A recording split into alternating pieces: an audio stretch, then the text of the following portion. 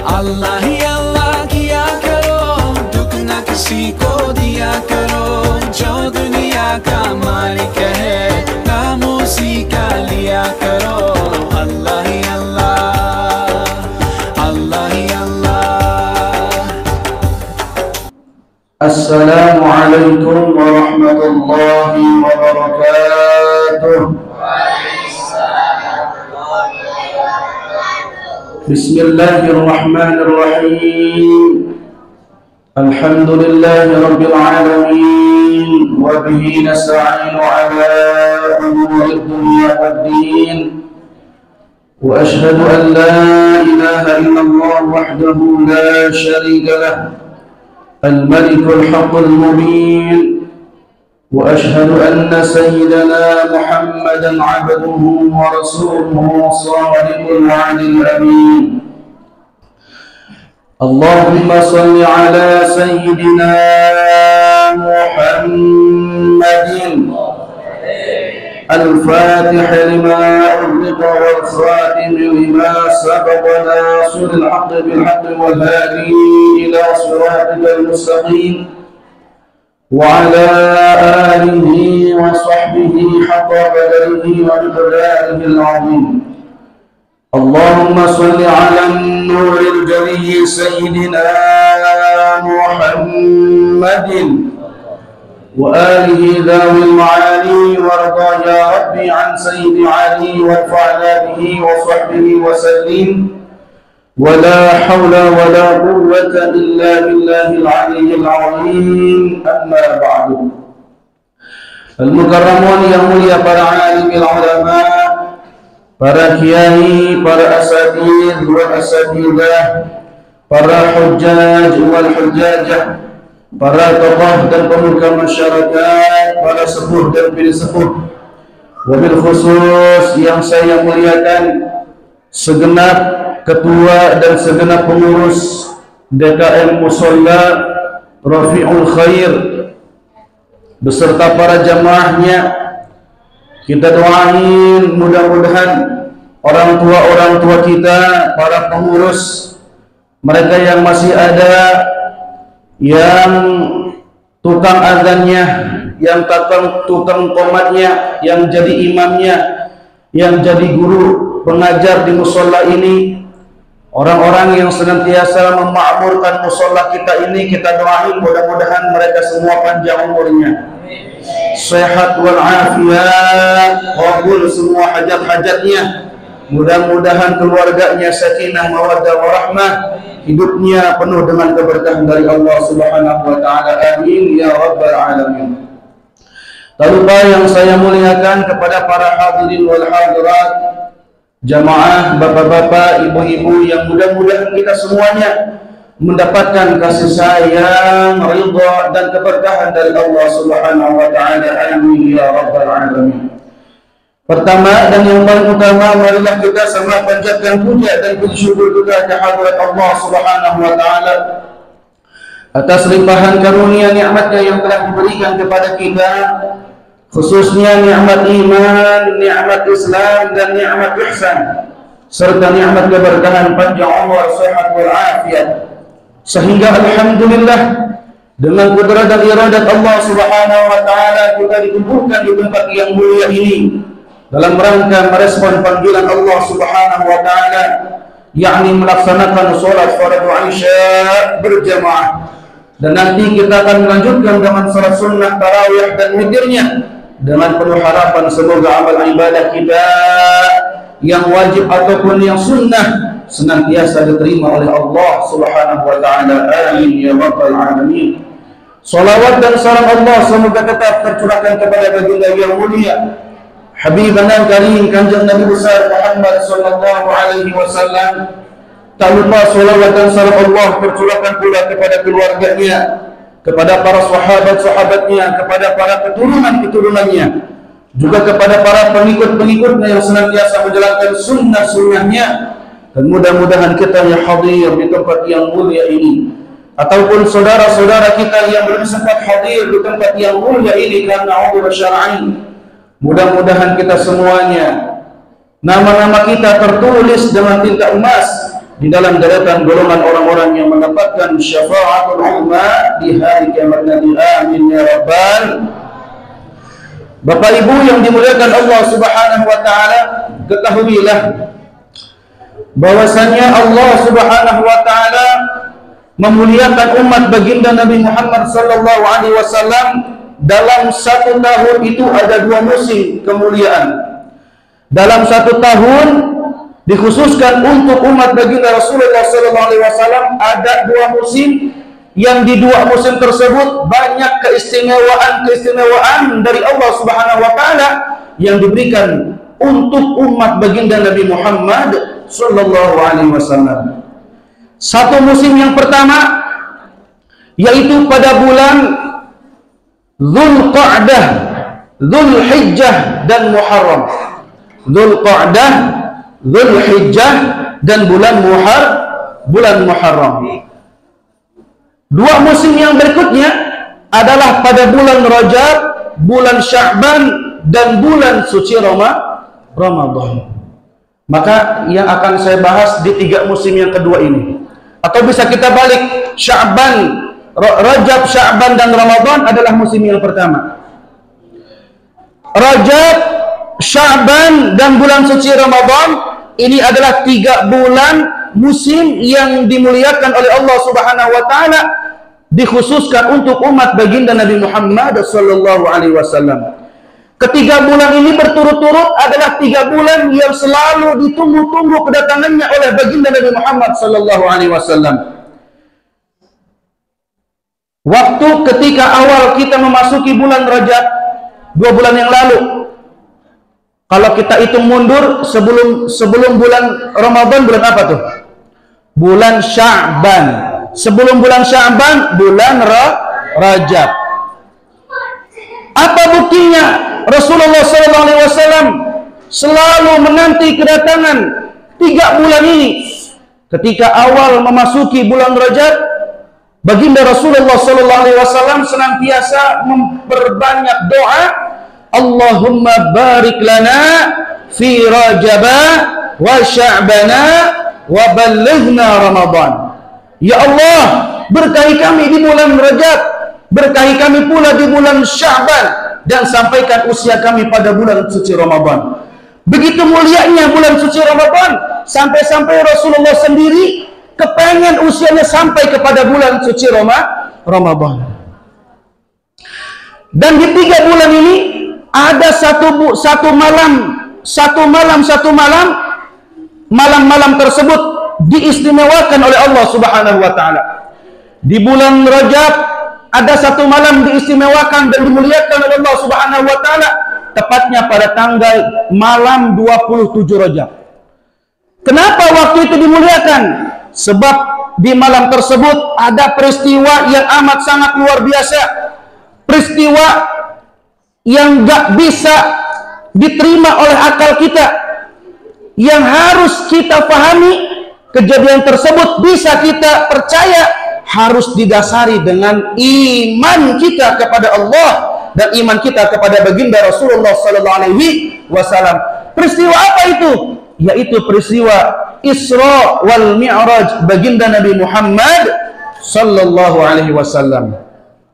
Maka hasil daripada peristiwa Isra wal Mi'raj, kita diperintahkan oleh baginda Rasulullah, yang mana diperintahkan pula itu langsung dari Allah Subhanahu wa taala untuk umat baginda Rasulullah sallallahu alaihi wasallam untuk melaksanakan sholat fardu 5 waktu, yang asalnya sholat fardu 50 waktu.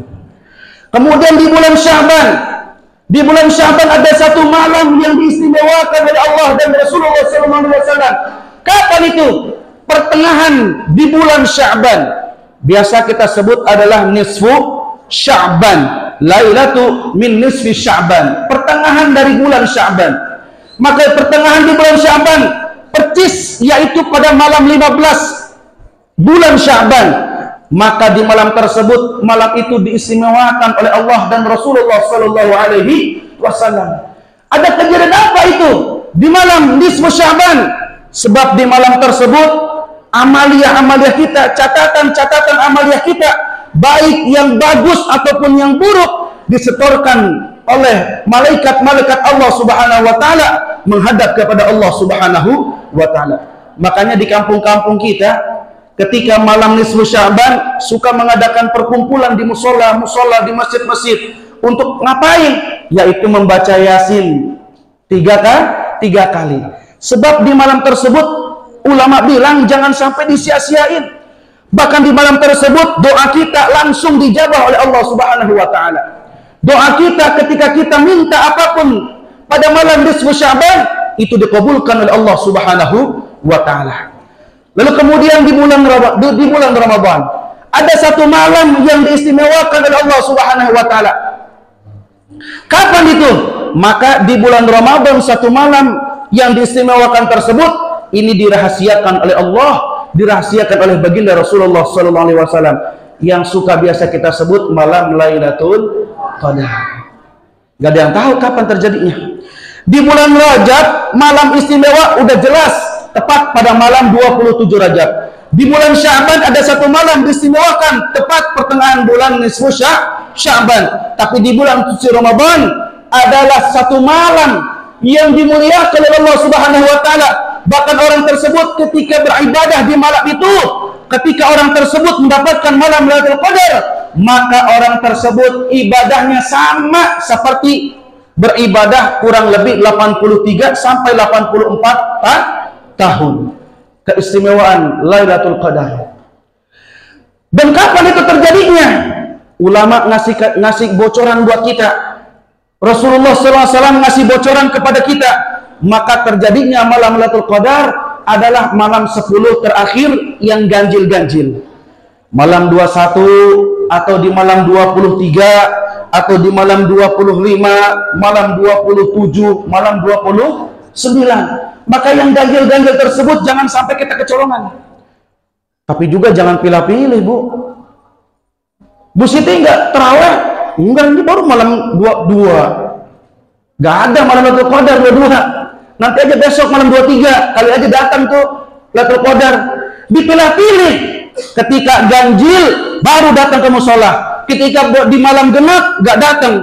Itu sih bukan malam Lailatul Qadar. Dapatnya dia Lailatul Qadar yang ada. Ya. Al-Imam Al-Arif Billah Al-Habib Zain bin Ibrahim bin Semit, ulama besar Madinah, bahkan beliau menjadi mufti Madinah. Beliau pernah mengatakan, ngasih tahu kepada para jamaah dan murid-muridnya agar supaya kita mendapatkan malam Lailatul Qadar. Bagaimana caranya?